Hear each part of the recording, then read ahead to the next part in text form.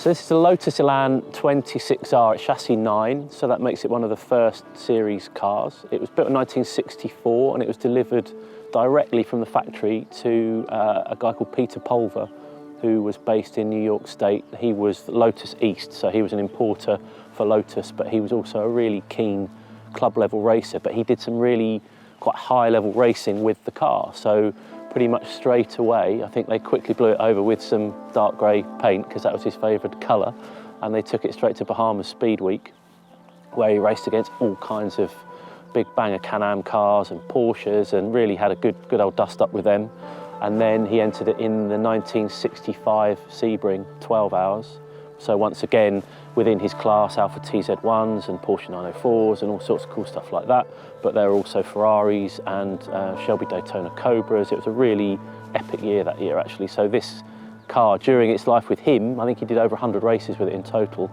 It really had some scraps.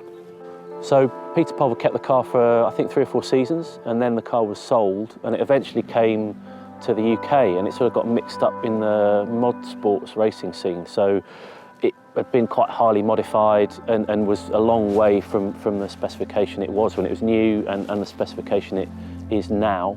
The car, after its mod sports career, it was bought by a Lotus Elan enthusiast who intended to restore the car back to its original spec, and he'd started doing that when it was bought by the car's present owner.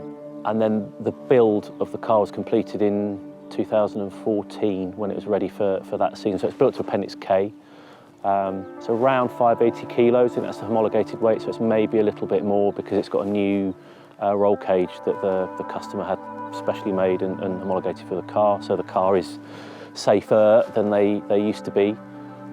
Like most Lotus sports cars, it's quite a basic thing in many ways. It's a little 1.6 Lotus twin cam engine, 4-speed gearbox, front engine, rear wheel drive, fiberglass body. So it's very simple ingredients, but done in a very clever way. So what's it like to drive? Well, it's so small and so light, and that's exactly how it feels once you're in the car. You've got quite a big steering wheel, actually, so you don't need to make particularly big steering inputs. And your first few laps, because the steering is quite light and the car itself is light, it feels maybe a little bit nervous to start with, but do a few laps and you sort of relax into the car, and it's very playful and predictable, and it just kind of encourages you to push a little bit harder and a little bit harder.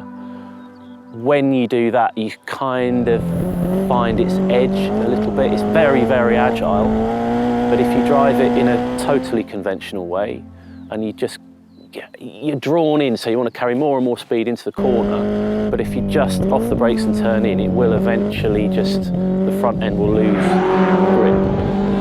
But again, it's a very communicative little car, so you eventually get the sense you can sort of agitate it with your braking, so as you come off the brakes you can turn, and that will just neutralise the car. So you really know you're getting there when your steering inputs reduce and sort of relax the grip of the wheel a little bit, and you're using the brakes and the throttle almost as much as the steering. So in that sense,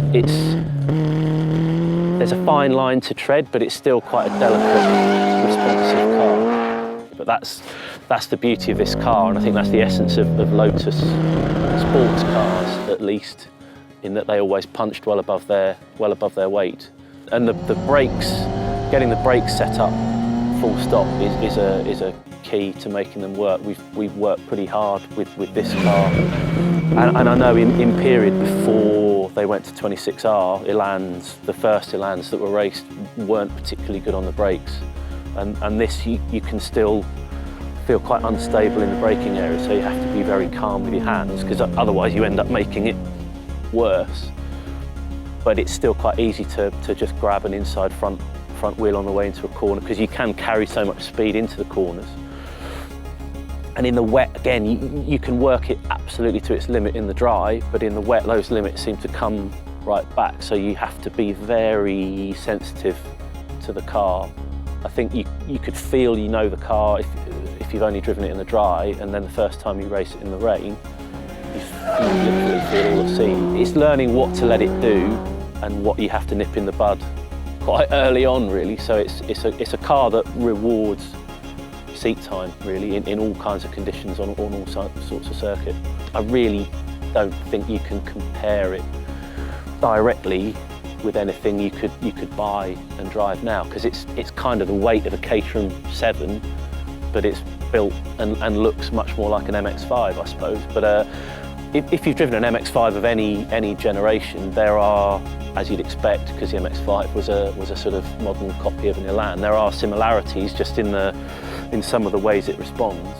But you know, this car is half their weight, or you know, not quite, and it's probably got a little bit more power than most of them as well. So you know, it might be 50 years old, but actually in terms of pace and you know, physics hasn't changed, has it? I think the Elan's actually, it's a car of contradictions, because it's so small, you kind of, and it's so light, you expect it to be fragile in some way, but the races it does, 60s endurance, it does 2-hour races, and they're against Cobras and Mustangs and all the big stuff, and you're really crashing the living daylights out of the poor little car. And it takes so little out of itself. You can get to the end of the race and you've still got some tyres left, you've still got brakes left. It's great in that sense. It's also done Spa 6 hours a number of times. And again, that's a really tough race. You don't race quite as hard as you would in the 2-hour race, but still it's a big undertaking. And yet, you know, we were running comfortably inside the top 10 before we had a few problems. But there's another Elan that we have very close races with, and that's a car that's gone on to finish 6th or 7th, I think. And the key to the Elan in that race is it starts with 100 litres of fuel, which is probably 15% of its overall weight, so it affects the handling a little bit, but it still works very well, and it will run the whole race with one fuel stop. So it's a real tortoise and hare kind of thing with this car. But it's surprising in lots of ways, but the thing that always gives you pleasure is being behind the wheel, because it's a totally unique characteristic of car to drive.